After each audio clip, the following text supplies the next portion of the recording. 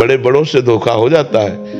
एक बड़े स्थिति प्रज्ञ संत थे, समोसा बट रहे थे तो समोसा खाया, फिर तो समोसा बांटने वाला उनको कहा 2 बार ले चुके, 3 बार ले चुके, और बार बार समोसा।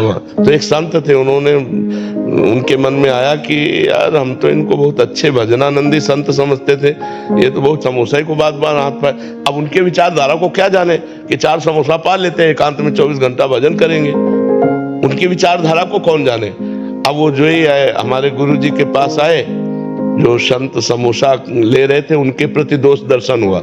तो गुरु जी ने कहा दुर्गंध आ रही है, तुम्हारे से दुर्गंध आ रही। तो उनका महाराज जी हम साबुन नहीं लगाते इसलिए। बोले ये दुर्गंध नहीं है, ये संत अपराध की दुर्गंध है, तुम कोई संत अपराध करके आ रहे हो। तो उनका महाराज जी संत अपराध तो हम किसी से मिलते ही नहीं, तो संत अपराध क्या। नहीं, बोले जरूर।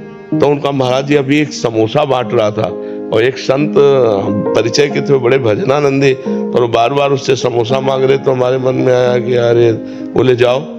महाराज जी ने 50 रुपए दिए, उस समय ये 20 वर्ष पहले की बात होगी, और कहा समोसा खरीदो और उनको समोसा दो जाके, और प्रणाम करके कहो कि मेरी दोष दृष्टि आपके प्रति हो गई, क्षमा करो। तो संतों की मान लो जैसे समोसा बट रहा है, उनके मन में आया कि 4 समोसा पा लेते हैं, बाद मधुकरी नहीं मांगना है, एकांत में भजन करेंगे 24 घंटे।